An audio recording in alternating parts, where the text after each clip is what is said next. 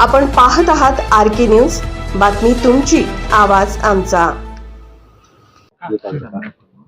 काय सांगाल आता सध्या एक वातावरण असं झालेलं आहे की सर्वसामान्यांच्या मधलं व्यक्तिमत्व आज निवडून आले जिल्हा परिषदला। निश्चित एक सामान्य कार्यकर्ता या ठिकाणी जिल्हा परिषदेत गेलेला आहे आणि मी सामान्यच राहणार।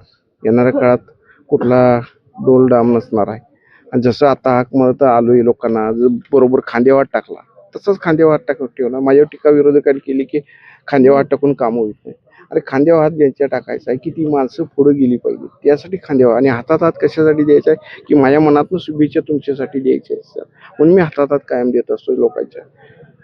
आतापर्यंत तुम्ही सर्वसामान्य शेतकरी असेल, सर्वसामान्य बांधकाम कामगार किंवा इतर जे घटक आहेत त्या घटकांच्या प्रत्येक याच्या विषयावर तुम्ही आवाज उठवलाय, त्या माध्यमातून सुद्धा तुम्हाला म्हणजे काही आवाज जिल्हा परिषदेमध्ये उठत, त्या संदर्भात काय सांगाल?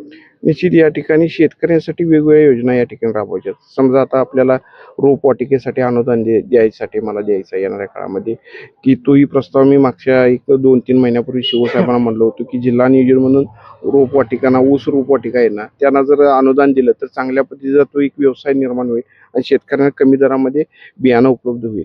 तसेच बांधकाम कुशल कामगार मला या भागामध्ये व्हायचे, कारण बाहेरून कामगार जे येतात राजस्थानमधनं येतात, UP मधनं येतात, त्याच्यापेक्षा माझे कामगार जर कुशल झाले तर रोजगार या ठिकाणी 4 पैसे आपल्याच भागातील लोकांना गेले तर ते सुद्धा मला या ठिकाणी बांधकाम कामगार योजनेतनं कुशल कामगार म्हणून योजना आपण पुढे येणाऱ्या कामगार त्यांची वेगवेगळ्या ठिकाणी प्रशिक्षण घेऊन त्यांना कुशलता त्यांच्यामध्ये आणायचं माझे प्रयत्न असणार आहे।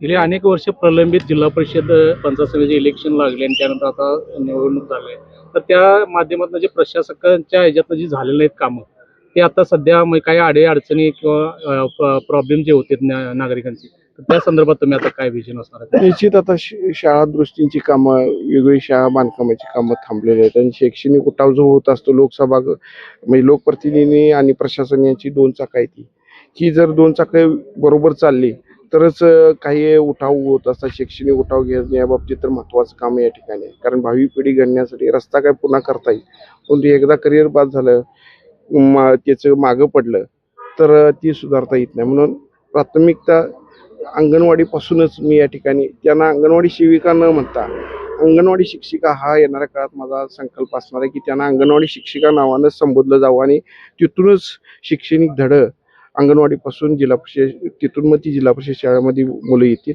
आणि चांगल्या पद्धतीने ती शिक्षण घेतील। त्या विजयश्रेय हा विजयश्रेय मी जनतेला देतो, तिने माझ्या कार्यकर्त्यांना देतो आणि माझे जे विचार आदरणीय PN पाटील साहेबांनी संपूर्ण विचार जोपासल्यात की जनसामान्यांसाठी झटा, त्यांच्यासाठी चांगलं काम करा, हे जे विचार माझ्या मनामध्ये राहिलेले आहेत ते विचार मी अखंडपणे जनतेसाठी असेच ठेवणार आहे। RK न्यूज चॅनलला लाईक करा, शेअर करा आणि सबस्क्राईब करा।